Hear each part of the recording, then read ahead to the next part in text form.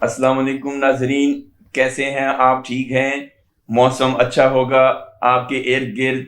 पाकिस्तान में भी मौसम, एक तो मौसम जो 4 सीज़न है वो बदलता जा रहा है मौसम, और बहार का मौसम आने वाला है।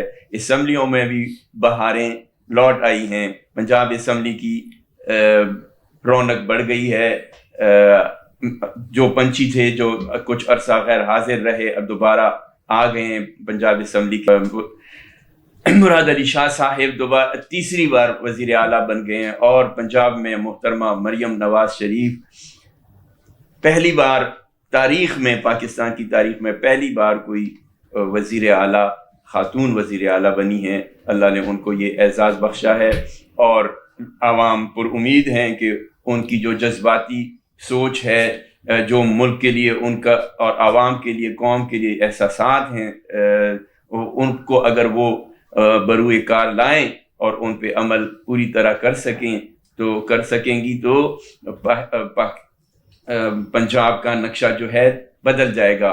लेकिन उनके लिए टास्क बहुत सख्त है, क्योंकि बतौर वज़ीर आला उनके वालिद साहब मियाँ नवाज शरीफ और उनके चचा मियाँ शहबाज शरीफ होना तो यही चाहिए कि उनका रिकॉर्ड जो है उनकी बेटी और भतीजी तोड़ देंगी, और तोड़ने की वो उन्होंने एक बनाया हुआ टारगेट भी बनाया है। क्योंकि जो वो सोच रही हैं, अगर उन पे वो अमल करती हैं तो यकीनन पंजाब में तब्दीली आएगी, पंजाब के अवाम खुश होंगे, और पाकिस्तान, चूँकि पाकिस्तान का एक बड़ा सूबा है पंजाब, तो इस लिहाज से पाकिस्तान भी तरक्की और खुशहाली की तरफ गामजन होगा। तो आज हम बात करते हैं, मेरे साथ इस वक्त मौजूद हैं साजिद हुसैन बंगियाल साहब। देखते हैं कि वो उनके बारे में और उनकी इस कामयाबी के बारे में क्या राय रखते हैं। तो चलते हैं, लेते हैं राय साजिद हुसैन बंगियाल साहब की। जी बंगियाल साहब, अस्सलाम वालेकुम। वालेकुम कैसे हैं? जी खैरियत। तो अब क्या कहना चाहेंगे, जो मैंने आप कहा है कि मरियम नवाज साहिबा वज़ीर आला पंजाब बनी है, तो आप क्या तवक्कुआत रखते हैं? देखें जी, पहली बात तो ये है कि आपने जिक्र किया है अपने इंट्रो में कि मियां नवाज शरीफ 2-3 दफ़ा वज़ीर आला रहे हैं इसी सूबे के, और पाकिस्तान का सबसे बड़ा सूबा पंजाब है, और इसी तरीके से 2 या 3 दफ़ा वज़ीर आला पंजाब रहे हैं मियां शहबाज शरीफ साहब, जो इनके चचा हैं, और कोई मेरे ख्याल में कुछ दिनों के लिए इनके जो हमजा शहबाज शरीफ हैं वो भी रहे थे। जहाँ तक कारकर्दगी की बात है, देखें 85 में या 88 में जब मियां नवाज शरीफ वज़ीर आला पंजाब थे, तो उस वक्त आप ये समझें कि तरक्की की जो रफ्तार थी, जो चीज़ें थी, जो सूबे की आवाम की रिक्वायरमेंट थी, शायद अब उससे कहीं ज़्यादा है। और सेकंड बात ये है कि जिस दौरान में जो 2-3 टन्योर जो मियां शहबाज शरीफ रहे हैं, वो आप ये समझें कि वो उनको भी इंस्ट्रक्शन जो हैं, हदायत जो हैं, वो मियां नवाज शरीफ ही जारी करते रहे हैं। अब बात आ गई है मोहतरमा मरियम नवाज शरीफ की। आपने देखा होगा कि जो 2013 से 2018 का टन्योर था, उसमें गो के वज़ीर आज़म पाकिस्तान मियां नवाज शरीफ साहब थे और वज़ीर आला पंजाब मियां शहबाज शरीफ थे। लेकिन आपने देखा होगा कि उसमें बहुत ज़्यादा पाकिस्तान में बिलअमूम और सूबा पंजाब में बिलखसूस अमल दखल जो था वो मरियम नवाज शरीफ का ही रहा है। और दूसरा आपने देखा होगा कि पिछले 5-6 साल से, बल्कि आप ये कह लें कि जब से मियां नवाज शरीफ लंदन शिफ्ट हुए थे, उसके बाद प्रैक्टिकली आप देखते हैं अमली तौर पर, तो ये पार्टी को भी लीड या हेड ये ही मियां की जो साहबजादी हैं मियां नवाज शरीफ की, मरियम नवाज शरीफ, यही कर रही थी। अब एक चीज़ ज़रूर होती है कि पहले अगर इनका इनडायरेक्टली अहकामात जारी होते थे, तो अब चूँकि सूबे की वो वज़ीर आला हैं, तो लिहाजा उनके डायरेक्ट आर्डर होंगे। जहाँ तक तल्लक है 2-3 देखें, बुनियादी तौर पर हम जितने भी अवामी नुमाइंदे भेजते हैं, ख्वाह वो किसी सूबे की असम्बली में हो या वफाक में जो हमारे नुमाइंदे जाते हैं, उनका जो असल काम होता है वो होता है कानून साजी। اور بدقسمتی سے ہم نے دیکھا ہے کہ ہمارے جتنے بھی نمائندگان ہوتے ہیں عوامی، خواہ وہ صوبائی نشستوں پہ کامیاب ہو کر جائیں یا قومی اسمبلی میں جائیں، بدقسمتی سے ہوتا یہ ہے کہ یا تو یہ آپس کی لڑائی لڑتے رہتے ہیں، یا جو گلی نالی والا جو کلچر 85 سے جو چل رہا ہے اسی پہ عمل پیرا ہوتا ہے، نہ کہ قانون سازی کی طرف کبھی توجہ ہی نہیں دی جاتی ہے۔ اب بات آ گئی ہے مسلم لیگ نون کا جو رویہ ہے، جو روایت ہے، وہ پہلے دن سے 85 سے آپ دیکھ لیں کہ ان کی روایت یہ ہے کہ وہ ترقیاتی کاموں بالخصوص تعمیراتی کاموں کی طرف بڑی ان کی توجہ ہوتی ہے، بلکہ ان کے جو مخالفین ہیں وہ عموماً ذکر بھی کرتے ہیں کہ ان کا شاید کمیشن سے اس کا کوئی تعلق ہوتا ہے، یا بہرحال جو بھی ہے آپ دیکھ لیں پنجاب کے، اگر آپ دیکھتے ہیں منصوبہ میں تو میٹرو وغیرہ یا موٹر وے، بلکہ یہ سمجھیں کہ میاں برادران کی جو فیملی ہے، جو خاندان ہے، ان کو بالخصوص سڑکوں کا اور پلوں کا بڑا شوق بھی آپ اسے کہہ لیں۔ جی آپ صحیح کہہ رہے ہیں، لیکن ان کو جیسے کہ جس زمانے میں موٹر وے کا آغاز ہوا نا، تو شاید یہ بھی ایک منصوبہ تھا کہ موٹر وے کے آگے یعنی ساتھ ساتھ جو ایریاز ہیں وہاں صنعتی یونٹ لگائے جائیں گے۔ میرے خیال میں بعد میں یہ جو ایک سوچ تھی کہ علاقوں میں یا موٹر وے کے دونوں طرف جن علاقوں موزون جو علاقے ہیں اس میں صنعتی یونٹ لگائے جائیں گے، وہ نہیں لگائے گئے۔ تو اب پنجاب حکومت کو ایک اس بات کو بھی اگر دوبارہ یاد دلایا جائے یہ منصوبے، تو اس پہ بھی کام کرنا چاہیے۔ دوسرا یہ کہ مریم صاحبہ کرپشن کے بارے میں کہتی ہیں کہ جو ریڈ لائن ہے وہ کرپشن ہے، تو آپ سمجھتے ہیں کہ وہ کرپشن کو کنٹرول کرنے میں جو ان کے اقدامات ہوں گے وہ کامیاب ہوں گی اس وجہ سے؟ دیکھیں،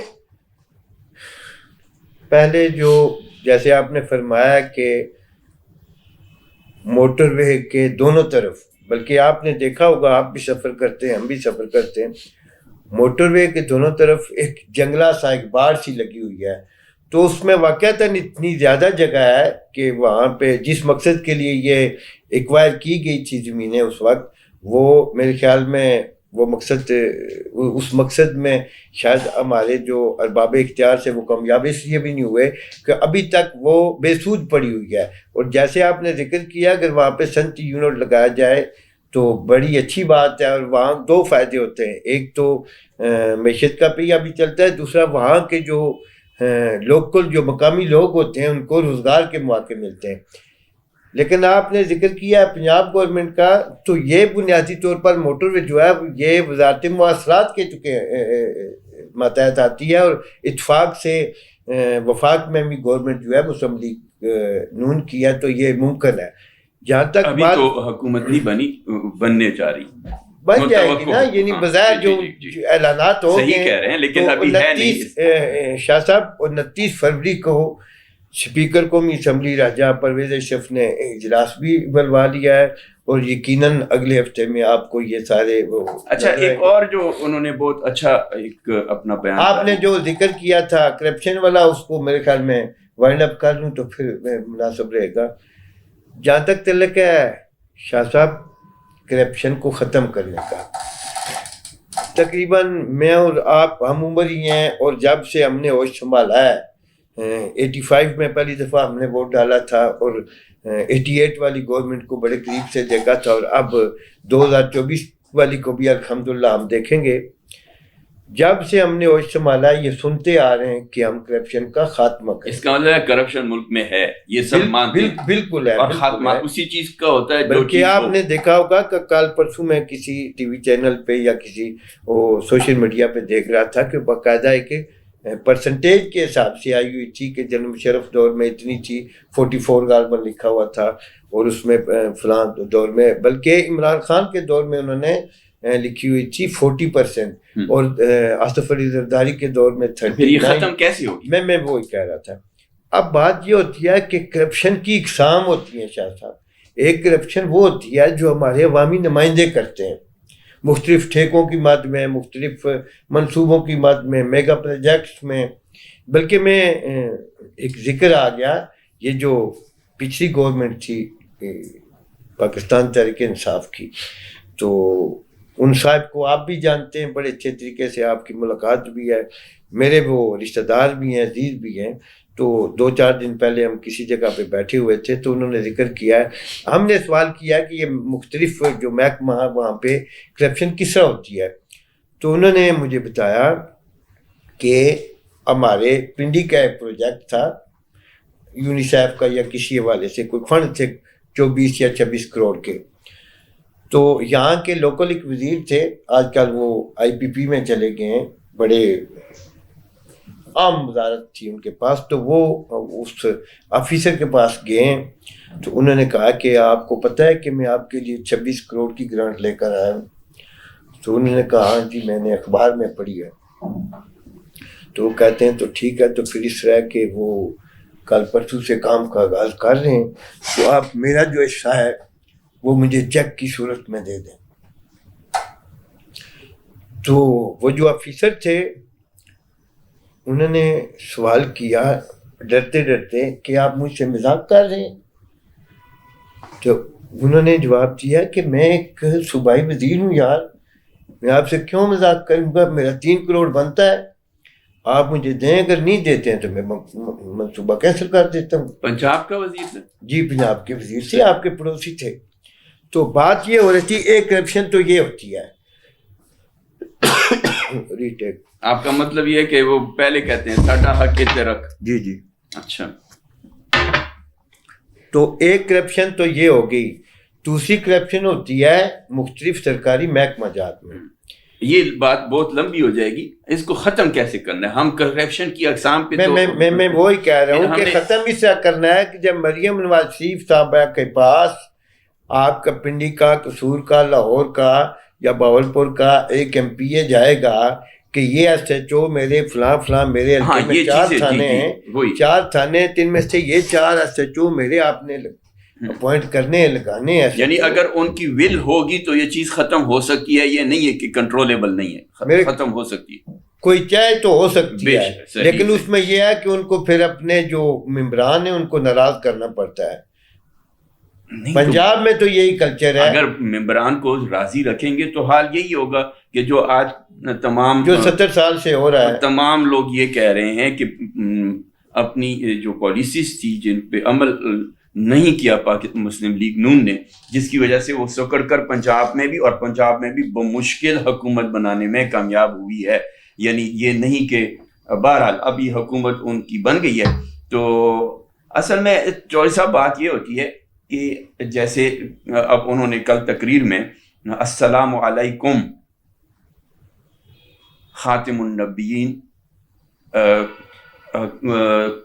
کہا، اب اس کو بھی لوگوں نے یہ بنایا کہ یہ کسی کو میسج دیا گیا، حالانکہ یہاں ان سے یہ غلطی ہوئی ہے کہ السلام علیکہ یا رسول اللہ یا خاتم النبیین یہ کہا جاتا ہے. میرے خیال میں وہ شاہ صاحب نیت میں تو نہیں ہوتا ہے، چونکہ عربی کو جانتے نہیں ہیں تو اپنے حساب سے وہ کر دیتے ہیں. اسی لیے ہر سٹیپ جو ہے نا، دیکھیں اگر آپ نے کسی کو، اب میں جو بات کہنے جا رہا ہوں کہ محترم عمران خان صاحب نے جب پہلی یعنی حلف اٹھاتے ہوئے ان سے نہیں خاتم النبیین نہیں کہہ وہ سکے، تلفظ ان سے نہیں ادا ہوئے تھے. مجھے نہیں یعنی یہ یقین کہ ان کو بعد میں خود خیال آیا ہوگا اور پہلی فرصت میں کیا پہلی پرائیورٹی پہ ان کو خاتم النبیین، میرے خیال میں وہ کبھی بھی نہیں کہہ سکے. ہاں، اس کی وجہ کیا ہے کہ نہ اس کو خود عمران خان کو خود یہ ادراک رہا کہ میں اتنی بڑی غلطی کر رہا ہوں، اور وہ ادائیگی میں بھی پچھلے 15 سال سے شاہ صاحب ہم سن رہے، ابھی وہ نبی صلی اللہ علیہ وسلم کہتے ہیں، اللہ صلی اللہ کوئی لفظ نہیں ہے عربی کا، تو وہ اس کو تو تلفظ کی جو ادائیگی ہے وہ اس کو ہم کیا کہیں گے. تو عمران خان صاحب کو چاہیے یا ان کے جو ارد گرد لوگ ہوتے ہیں، لیکن اگر آپ کے ماتحت لوگ آپ سے اتنے ڈرتے ہیں کہ وہ آپ کی یعنی اتنی تلفظ کی تصحیح نہیں کر سکتے، اور صرف یہ تلفظ کی تصحیح نہیں ہے، خاتم النبیین اگر آپ ایک لیڈر یا ایک ملک کا سربراہ نہیں کہہ سکتا اور مسلمانوں کی مملکت کا وہ سربراہ ہے اور اس کی کوئی اصلاح کرنے کی ضرورت نہیں کر سکتا، تو کوئی اس کی اصلاح کرے گا. اسی لیے ہم چاہیں گے کہ جو نئی حکومتیں بنتی جا رہی ہیں صوبائی اور وفاقی حکومت بن رہی ہے. ہم وہ آج ایک مشاہد حسین شاہ صاحب بھی یہ کہنے لگے ہیں کہ ہمیں پرانی غلطیاں نہیں دہرانی چاہیے, ہم کوئی نئی غلطی لیکن کرنا نہیں چاہیے کہ ہم آج بھی کوئی بھی قدم اٹھائیں تو وہ غلط ثابت ہو. ہم ایسا قدم اٹھائیں کہ جو غلطی کی طرف نہ جائے, صحیح سمت کی طرف اٹھے اور ملک اور عوام کا بھلا ہو. اس امید کے ساتھ کہ آنے والی تمام حکومتیں نئی غلطیاں نہیں اچھے کام کریں گی اور ہم ان کو داد دیں گے, اور یہ جو قوم ہے, یہ ہم عوام کسی کو برا بلا نہیں کہیں گے, ان کی کیا کریں گے, ان کو شاباش دیں گے. اب میں چوہدری صاحب میرے خیال میں کافی وقت ہو گیا, اتنا آج کے لیے کافی ہے, تو ختم کر دیتے ہیں گفتگو. کیا خیال ہے آپ کا؟ جی بہتر. جی شاہ صاحب اسی پہ ختم کرتے ہیں. اللہ حافظ.